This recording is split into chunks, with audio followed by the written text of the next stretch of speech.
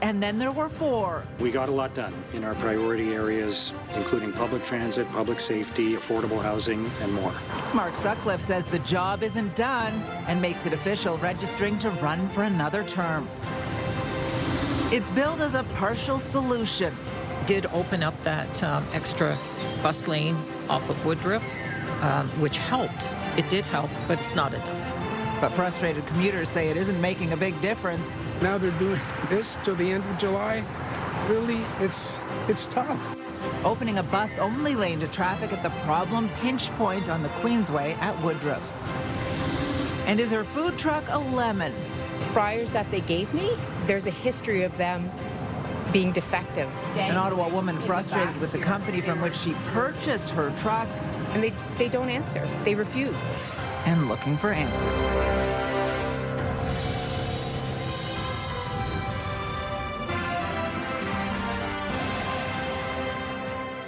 Good evening. Mark Sutcliffe is officially back on the ballot. The incumbent mayor filed his nomination papers today, kicking off his bid for a second term ahead of the fall's municipal election.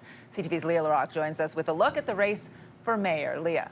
Patricia, Sutcliffe says he wants to focus on housing, transit, affordability, and public safety, issues that continue and always have dominated debate at City Hall. He says he still has work to do, but it will be up to voters now in October to give him that chance. A walk into the election office that Mark Sutcliffe has done before. The mayor wants to keep his job, inking his name on paperwork to officially enter the race for the top elected job at Ottawa City Hall. And we got a lot done in our priority areas, including public transit, public safety, affordable housing, and more. But the work isn't done. Sutcliffe was first elected in 2022. Mayor Sutcliffe. Yes. During his term as mayor, he promised to keep taxes low, raising them no more than 3.9%. He opened a police station in the Byward Market and got Lansdowne 2.0 with a new arena passed after a divisive debate. But transit continues to be the biggest challenge. Oh, it sucks. It's really poor. I'm late to work a lot of the time. Friends of mine don't get into work sometimes. Everything about the transit file has been extremely challenging, and these are decisions that this term of council inherited. It's very frustrating. I deal with it every single day. I spend more time on transit than any other file. The mayor called today simply paperwork, saying he's not going to focus on his mayoral campaign until later in the summer, possibly August, saying his focus right now is on his job. The people of Ottawa have lost trust in transit. Opponents like Neil Saravanamutu's campaign is well on their way. Other candidates are Councillor Jeff Leeper and housing developer Alex Lawson. I don't think anybody doubts how much I love Ottawa and the people of Ottawa. I'm honored to serve my community. It's a privilege.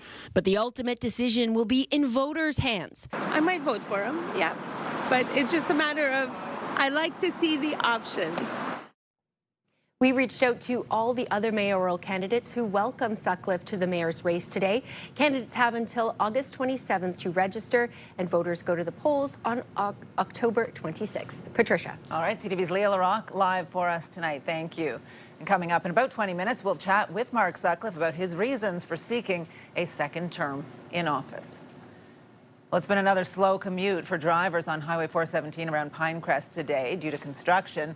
That's despite the city opening a bus-only on-ramp from Woodruff Avenue to the westbound Queensway in the hopes of easing some of the congestion in that area.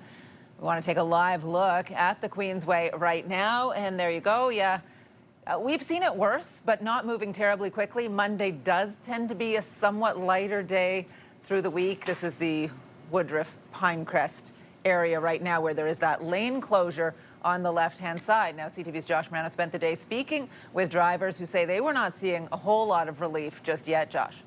No, Patricia, it looked a lot different earlier in the day. The westbound bus-only on-ramp at Woodruff opened Saturday morning after councillors and even the mayor voiced concern over traffic woes on the Queensway.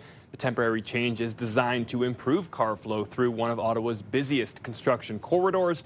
But for drivers commuting today, that change hasn't been felt.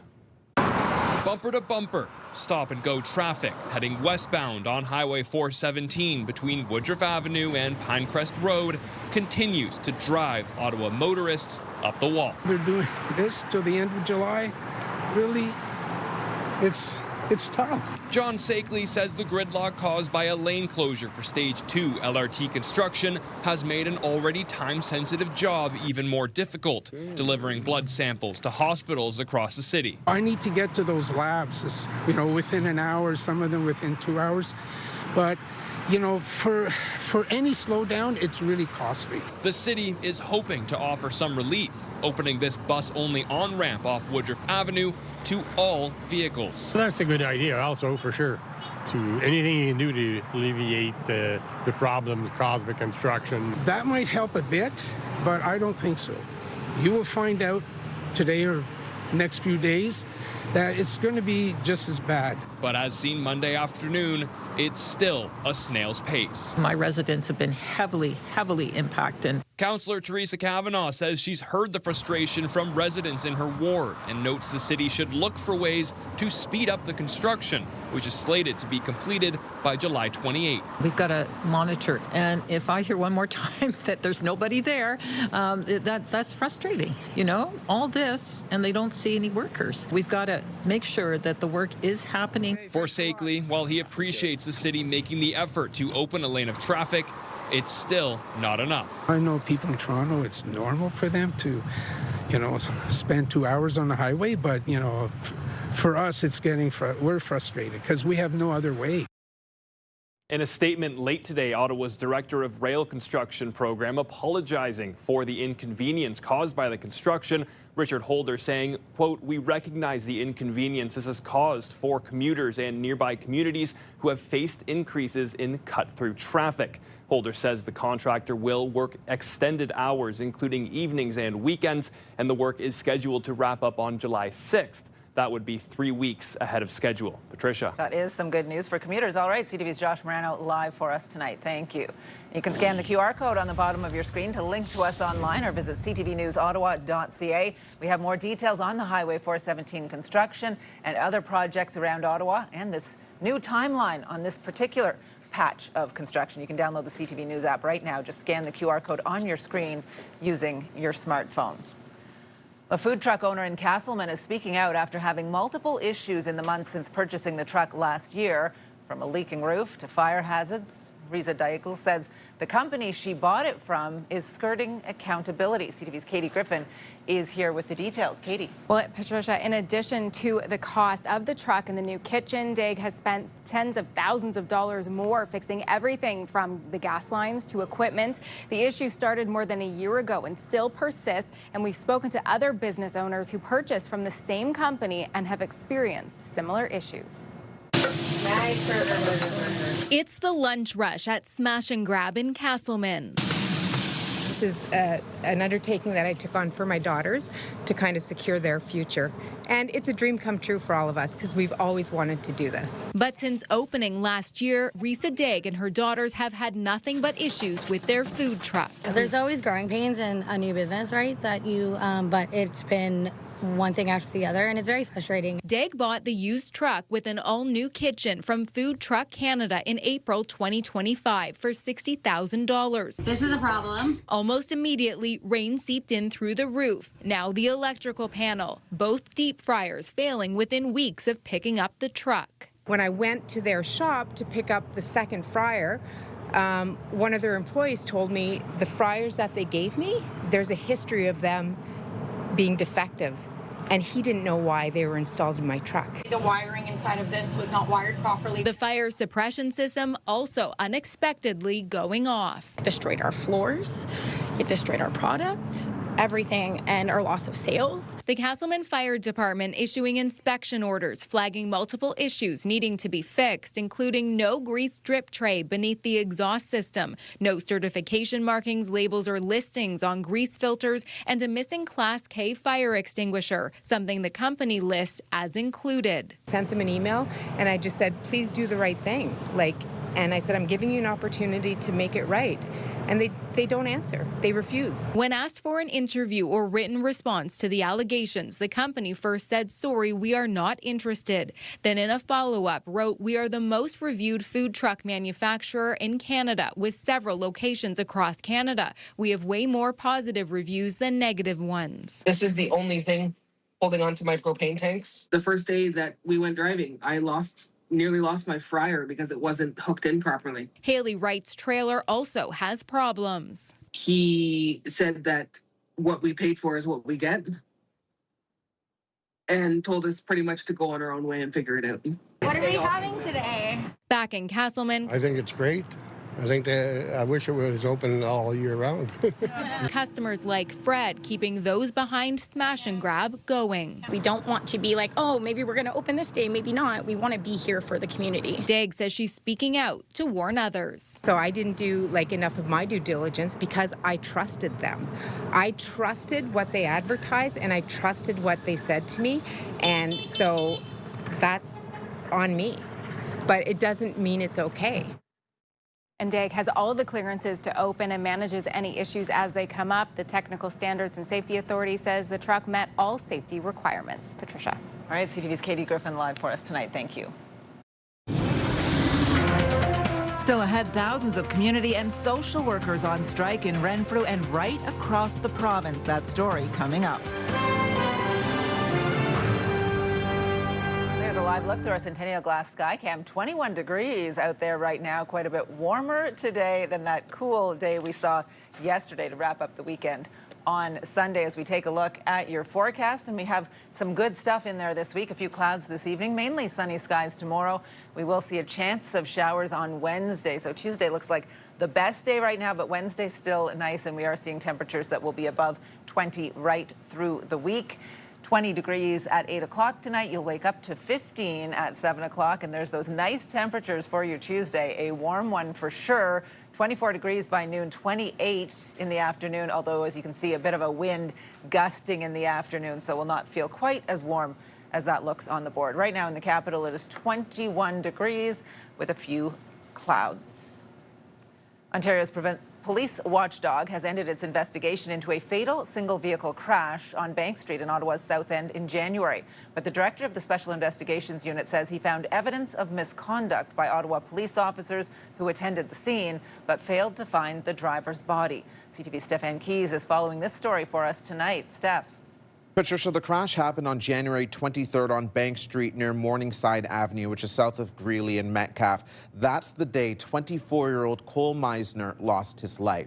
Police say a passing motorist called 911 to report the crash. The officers who first attended the scene did not find the victim and left. The victim's body was found the next day when police returned after receiving a call from the victim's wife. Today, the Special Investigations Unit said the victim's blood alcohol concentration was more than twice the legal limit, and his vehicle was traveling 110 kilometers an hour over the speed limit just before the crash. The SIU said the autopsy revealed the victim would have been dead before the first officers arrived. However, SIU Director Joseph Martino is referring the matter to Police Chief Eric Stubbs for an internal investigation. The SIU saying Director Martino identified what appeared to be evidence of misconduct by the officers who initially attended the scene. The SIU mentioned Section 19 of the Police Code of Conduct, which refers to performance of duties. Meisner was a father of two. In January, his fiancée, Laura Lee Bailey, described him as her own personal superhero and said they had moved from Guelph to Winchester 5 years ago and were planning to get married this fall. The Ottawa Police Service told CTV News Ottawa late this afternoon that the Professional Standards section will review the file and assess any next steps that may be required. Patricia. CTV's Stephane Keys reporting live for us tonight. Well, the investigation continues this evening into so-called swatting incidents at two Ottawa high schools. Police say officers responded to Earl of March Secondary School and Canterbury High School this morning after they received similar threats. No threat was located at either school. The Ottawa Carleton District School Board says the two schools received anonymous phone calls suggesting a possible threat. With the weather warming up, first responders in the capital are once again sharing water safety tips. Ottawa Fire, police, paramedics, and public health holding a news conference at Britannia Beach this afternoon, urging everyone to do their part. CTV's Austin Lee joins us live with more. Austin. Well, Patricia, water rescue calls are frequent for Ottawa Fire Services, and officials say some of the worst outcomes are avoidable. The most important safety step is wearing a well-fitted life jacket. Already this spring, crews have been unfortunately busy with water rescue calls. Earlier this month, a 2-year-old fell into the Ottawa River and drowned. Last year, Ottawa Fire Services responded to just under 250 water rescue calls, and officials say the 3 biggest things to keep in mind are bringing the proper equipment with you, understanding the area and the currents, and of course, wearing a life jacket. It's important not to boat or swim or paddleboard or all these things alone. It's also important that we make someone aware that we're going out on the water and what time they could expect us to come back. We encourage people to think of their life jacket like a seatbelt in a car. Do you think that you would drive down the road with the seatbelt unbuckled, ready to put it on if you were going to get into a collision? You simply wouldn't have time. Now, today's event also hits close to home for Cara McNulty. Her son, Joshua Steinberg, died at just 11 years old in September of 2018 after a boating accident on the St. Lawrence River. Now, McNulty is committed to changing federal rules to mandate life jackets for kids when they're out on the water. As much as the messaging works and is effective, it only takes us so far. If we want to take drowning prevention to the next level, it's mandatory wear. It's similar to seatbelts. I think a comparison was made here today to seatbelts. It wasn't that long ago that nobody wanted to wear seatbelts either. Now it's second nature. So that's what I'm advocating for, is that it should be second nature when you get into a boat. McNulty has been advocating for legal changes to mandate life jacket and PFD use for 8 years now, and she's hoping to bring about new federal rules. For parents, proper supervision is crucial to prevent a possible tragedy. Keeping kids within an arm's reach and avoiding distractions such as using your cell phone, even if your child is in the bathtub, is crucial. Patricia. A reminder of just how quickly it can go wrong. CTV's Austin Lee, thank you very much for this tonight. Well, thousands of community and social service workers in Ontario walked off the job today demanding better pay from the Ford government. In Renfrew, the strike is also leaving many local families that have children with disabilities without everyday services. CTV's Dylan Dyson reports. I'm on level 401,070. Travis Riopel is an excellent Candy Crush player, but his mother Charlene wants him to do more with his day. He can't fill his day enough. If he's not doing something, what do? You're sleeping or you're playing Candy Crush, right? That's why the day program at Community Living in Renfrew is so essential for people like Travis living with disabilities. My community living is under attack! What do we do? Stand up, fight back! But on Monday, workers at Community Living Renfrew County South were on strike, demanding better pay after having their wages frozen by Bill 124. The bill was repealed in 2024, but many workers say they are still suffering the consequences. Fighting for our 6.5% retroactive pay due to our wages being frozen at 1% under Bill 124, and also to demand that the Ford government better fund community and social services. 82 community and social service workers in Renfrew hit the picket line, joining 4,500 workers across the province. Local families support the employees, but with day programs and community housing supports halted, those in need of services are being impacted. Alex is autistic, so he's verbal most of the time. It's very hard to get stuff out of him.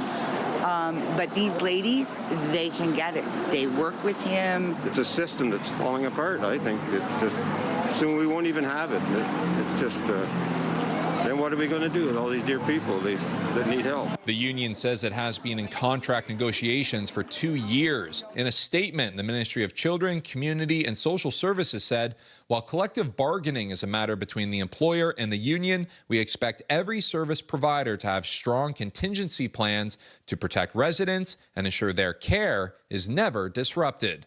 Families in Renfrew are calling on Ontario Premier Doug Ford to invest in their children's support systems. He came to Renfrew and he shook my hand and he told me on stage at the Armories that he would help me. And he shook my hand and said, I'm a man of my word. Well, Doug Ford, you're not a man of your word. Dylan Dyson, CTV News, Renfrew. CHEO and the Queensway Carleton Hospital are teaming up to improve access to surgeries for kids and youth and reduce wait times. Starting today, some lower complexity day surgeries for kids will take place at the hospital in the West End. CHEO surgeons will be working with the Queensway Carleton Hospital to provide surgeries for kids on the waiting list.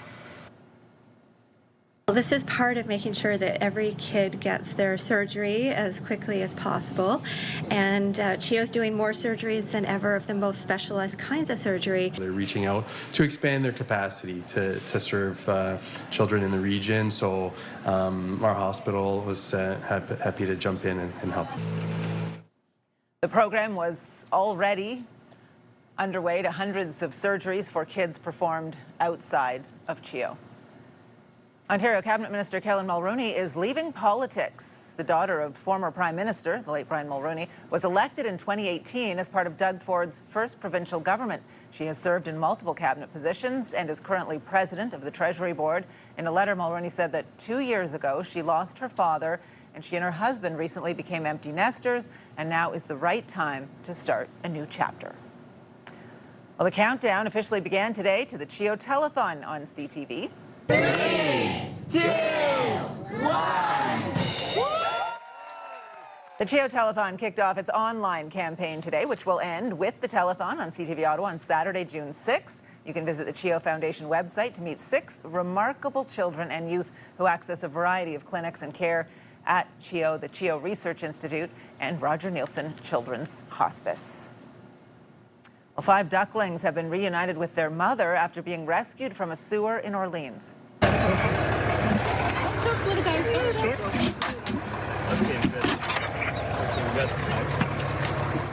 Firefighters received a call at approximately 6:30 last night reporting 5 ducklings had fallen into a catch basin on Larcastle Circle.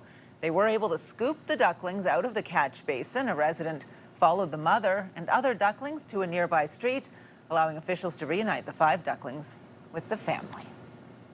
We opened line 2 and line 4, followed the recommendations of the public inquiry. That service is running extremely well. It was a very successful launch. Coming up, we go one-on-one with Mark Sutcliffe about why he wants to be Ottawa's mayor for another term. And here's a live look now through our Centennial Glass sky cam. Not bad out there this evening, 21 degrees, a few clouds. We'll be back with your full forecast right after this. Ottawa is always on the move. We're a big city with a laid-back vibe. Where foodies love their sweets.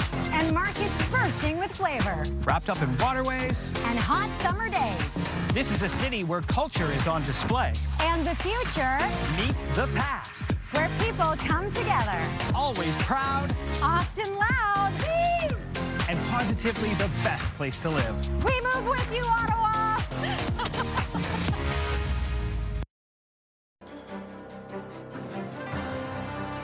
Well, taking a look at the roads, these are some of the areas that are not affected by that construction at Woodruff and Pinecrest. And as you can see, things are moving very well for the most part on the main arteries for this Monday evening.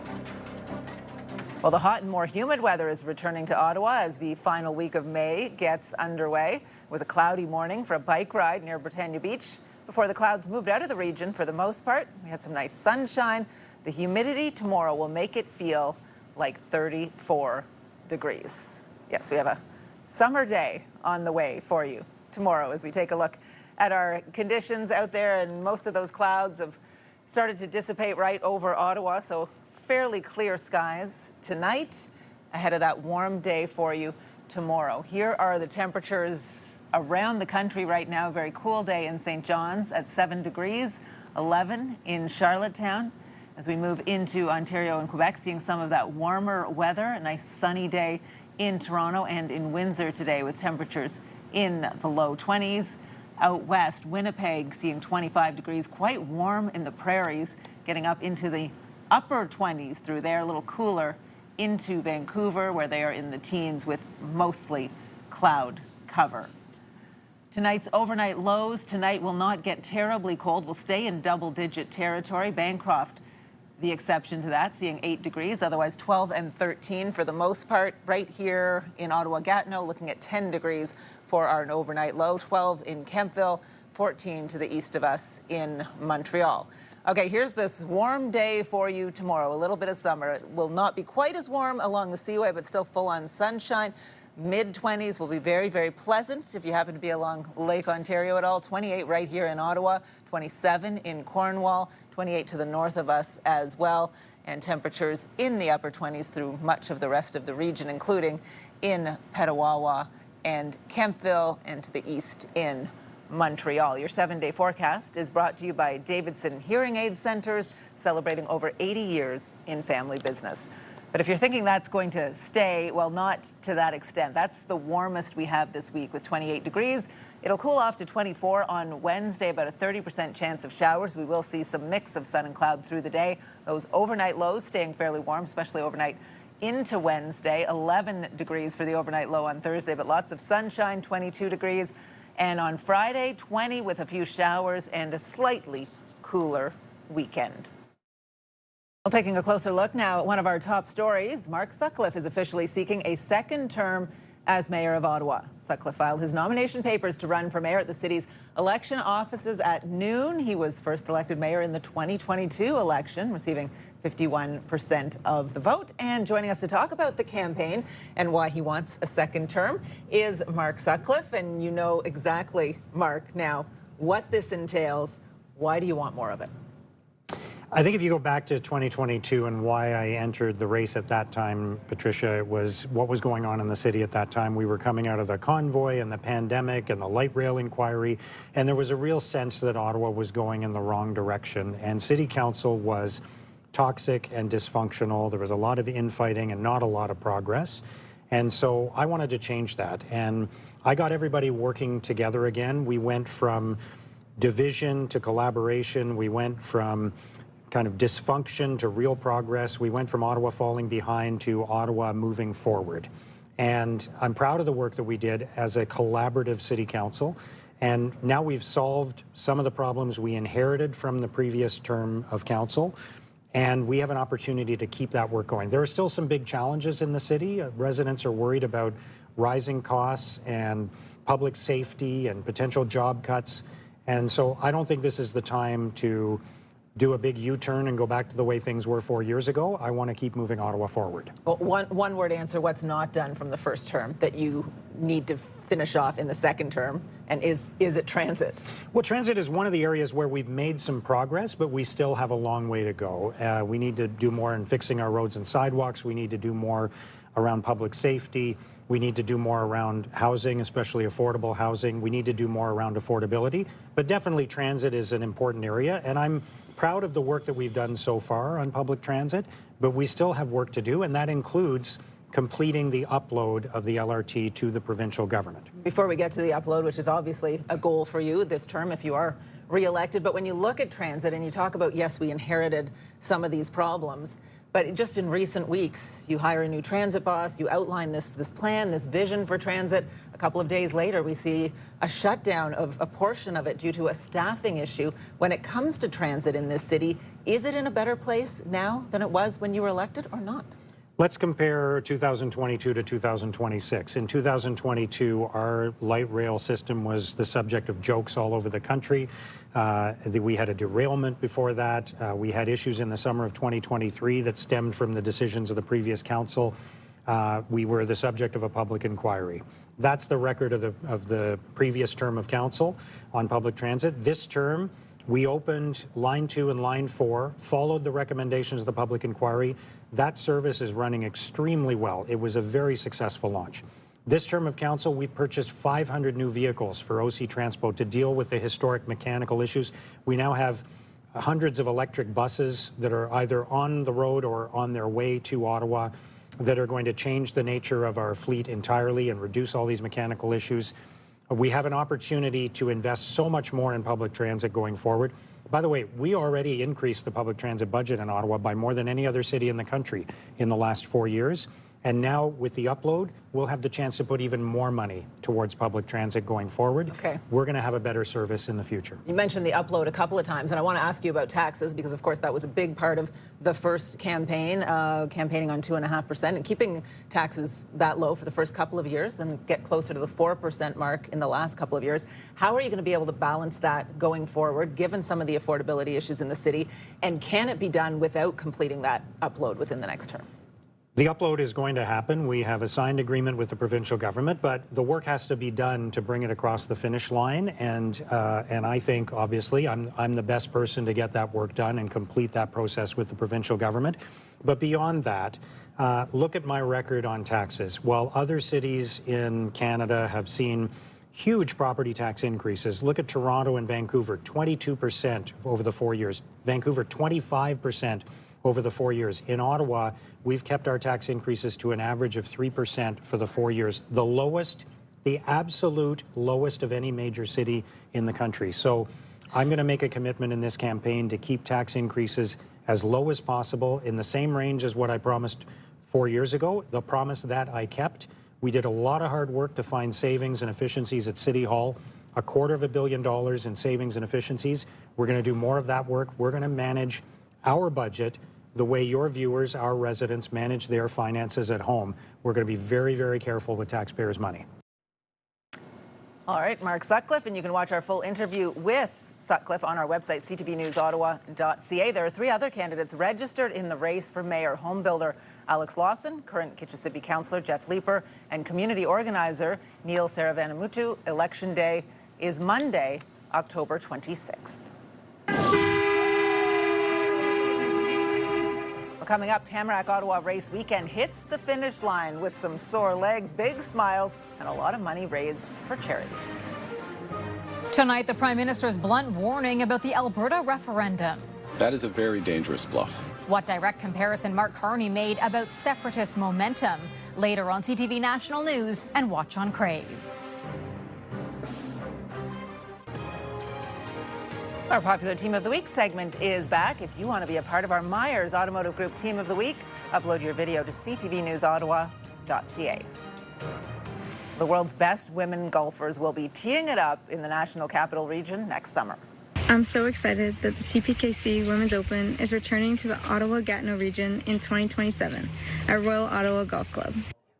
We're excited too. The 2027 CPKC Women's Open will be held at the Royal Ottawa, as you heard, in Gatineau from August 18th to 22nd in 2027. It will be the 53rd year for the Canadian National Women's Open. Organizers say the tournament can bring in almost all the top 100 players on the LPGA Tour. So the best players on the planet will be coming to Ottawa, and specifically here to the Royal Ottawa, to compete for the CPKC Women's Open. To see live golf, if you haven't seen it yet, to see live golf and to see live women's professional golf is such a spectacle. We could not be more excited about returning back to a place that golf has one of its core homes in the country. Last year's Canadian Women's Open was won by Smiths Falls' Brooke Henderson. This year's tournament is set to be held in Edmonton in August.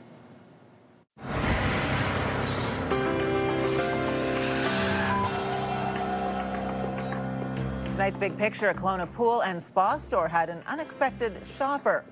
Aqua Friends Pools and Spa posted video of a black bear entering the store, jumping over a hot tub, and cruising through the hallway. Staff say the bear got scared when it jumped into the window and ended up making a quick exit. Now, some other stories you need to know right now. There were likely some sore muscles for people around the office today after Tamarack Ottawa race weekend. 40,000 runners took part in 6 events on Saturday and Sunday. Elvis Boy of Kenya won the men's marathon with a time of 2 hours and 9 minutes. The event is also a fundraiser for local charities. More than $850,000 has been raised to support 87 local charities. The whole world is fighting about it, and it is in Ottawa, Canada. Soccer fans here in Ottawa had a chance to see the FIFA World Cup trophy yesterday. The FIFA World Cup Tour stopped at Lansdowne as part of the lead-up to this summer's tournament in Canada, the U.S., and Mexico. Aguilar. Good delivery, headed from Garcia. Larson is first save, but a Atletico Ottawa beat Forge FC 2-1 in Canadian Premier League action on Sunday afternoon at TD Place. It's the first time Atletico has won back-to-back games this season. On Saturday, Atletico Ottawa announced head coach Diego Maya is leaving the club at the end of this month. Back in, the chance, scores!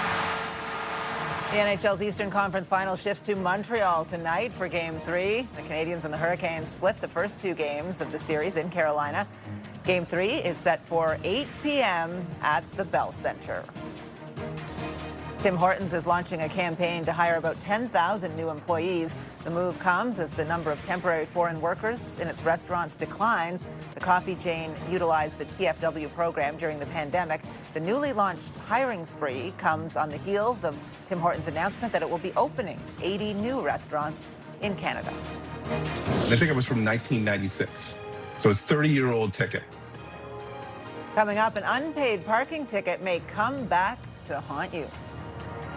Get the latest live local breaking news. Sign up now for our morning and evening CTV News Ottawa newsletter. The best local content from CTV News, Your Morning Ottawa, and News Talk 580 CFRA. Get it all in one place. Sign up now at ctvnewsottawa.ca. The CTV News Ottawa newsletter is brought to you in part by CAA Business.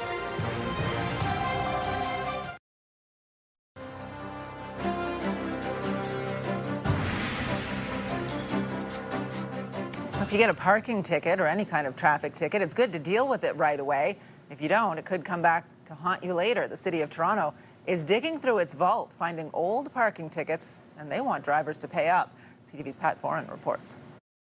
I don't even remember what I was doing 30 years ago, let alone dealing with tickets. Jeff Clendenning of the Georgetown area says last month he discovered his driver's license had been suspended.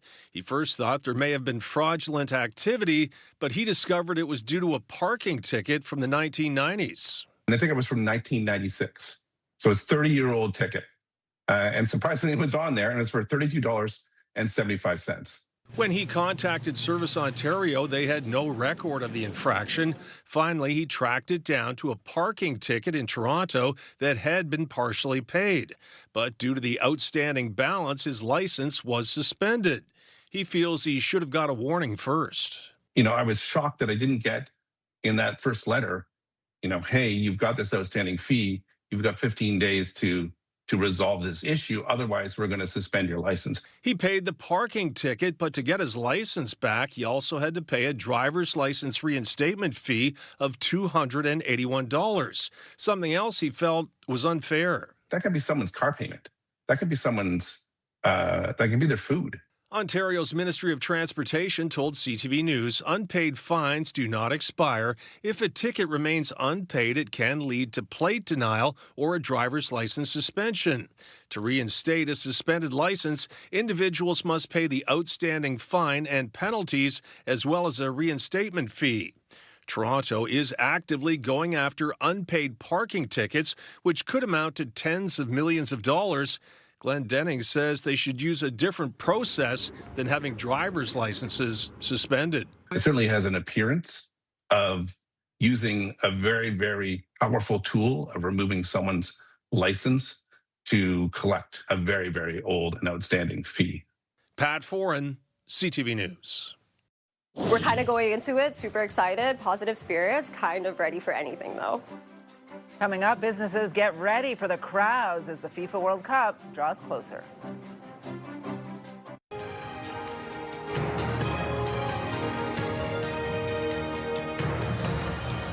Good evening. Well, FIFA fever is growing in Canada with businesses preparing for a surge of international tourists. But will they be ready in time? CTV's Heather Wright checks out preparations in one Toronto neighborhood. Extra TVs are being hung up at Fox & John's, a restaurant and bar in Toronto's Liberty Village. We're adding TVs basically anywhere we could fit them. Bar manager Samantha Besteo says World Cup preparations began 6 months ago and include the hiring of additional staff and a new streamlined menu to help serve the packed crowd expected here throughout the tournament. It's going to be such a fun time here just in the city as a whole.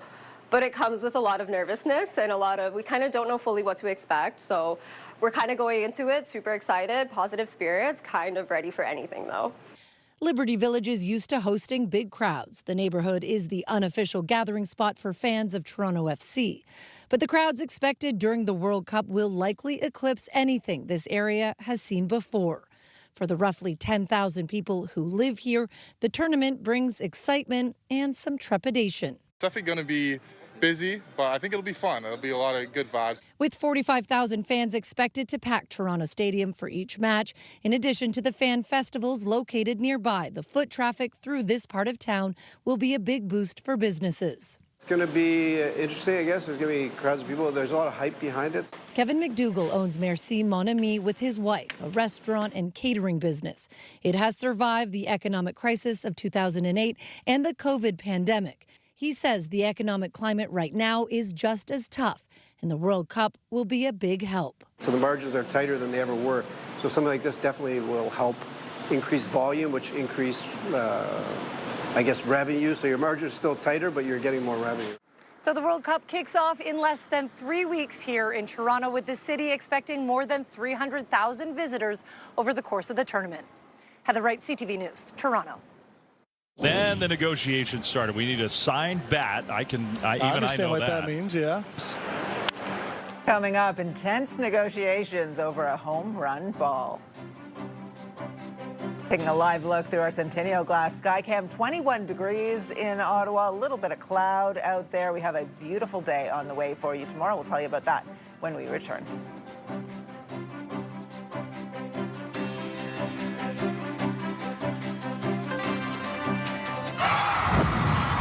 The National Capital Region is jam-packed with incredible experiences you don't want to miss. Hey, it's Tanea Taylor, your iHeartRadio Weekender, powered by Barhaven Ford.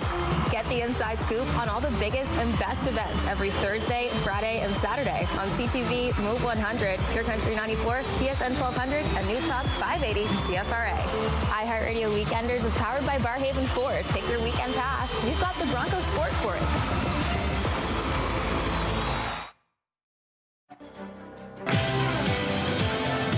Tomorrow on Your Morning Ottawa, we are telling you how to attract beautiful birds to your backyard as our Yard Week continues on. Tune in on CTV or stream us live on Crave. Everything starts at 6 a.m. Hairstyles, courtesy of Salon Fiorella. Here's what's on CTV tonight. E-Talk, back-to-back episodes of The Big Bang Theory, Hockey Fanatics, Battle of the Generations, and The Rookie. Here's a recap of the top stories we are following right now. Running for re-election. We opened Line 2 and Line 4, followed the recommendations of the public inquiry. That service is running extremely well. Hundreds of electric buses. Mark Sutcliffe officially enters the race for Mayor of Ottawa in October's municipal election. He's the fourth candidate in that race. Ontario's police watchdog has ended its investigation into a fatal single-vehicle crash in rural South Ottawa in January, but it is recommending the city's police chief pursue a code of conduct investigation into the Ottawa police officers who attended the scene but did not find the driver's body. We need this work to be done. We need things to get back to normal. The City of Ottawa unveils at least part of a plan to ease congestion on Highway 417 between Woodruff and Pinecrest, but drivers say opening the bus lane on-ramp at Woodruff isn't really speeding up traffic. One final look at the forecast now. We do have a very warm day on the way for you tomorrow. 15 degrees is what you'll wake up to with a lot of sunshine, and we are anticipating the daytime high to hit 28 degrees. And with the humidity, it's going to feel like it's in the low 30s tomorrow, maybe feel as warm as 34, although there is a wind in the afternoon as well. Chance of showers in 24 on your Wednesday, more sunshine on the way on Thursday, and potentially a couple of damp days to end the week and into the weekend. Well, time now to check in to see what our news team will be working on for tonight. Stefan Keys is here on the desk at 11:30. Steph? That's right, Patricia. Thank you. The countdown to World Cup is starting to intensify, and regardless of who wins on the soccer pitch, there's an Ontario singer whose vocal pitch is landing a major collaboration. And as you can imagine, it's the biggest stage in the world for a singer-songwriter having their song associated with the FIFA World Cup. And that's a dream come true for a Canadian musician here in Ontario named I. His song got the attention of hip-hop star Wyclef Jean. We'll have more on this major FIFA musical victory off the field tonight at 11:30. You can get the news anytime, anywhere at ctvnewsottawa.ca. All right, good stuff. Thank you very much, Steph. Finally, for us tonight, a baseball fan drove a hard bargain to give up a historic home run ball. Silent treatment coming back in the dugout. Then the negotiations started. We need a signed bat. I understand what that means, yeah. So, okay, there's the signed bat. And it maybe just Valdez, the guy who hit it. So Esmeralda Valdez hit his first major league home run during the Pittsburgh Pirates win in Toronto yesterday afternoon. After that home run, members of the Pirates engaged in negotiations with the young fan to get the ball back. The price ended up being a signed bat and hat for the ball. I imagine that's his first intense, high-profile negotiation. Drives a hard bargain. He's on the phone. It's got to come away with something. If this guy ends up being good, right? Yeah. Oh, my goodness. Some That's value awesome. attached to that. Fun day at the ballpark for sure.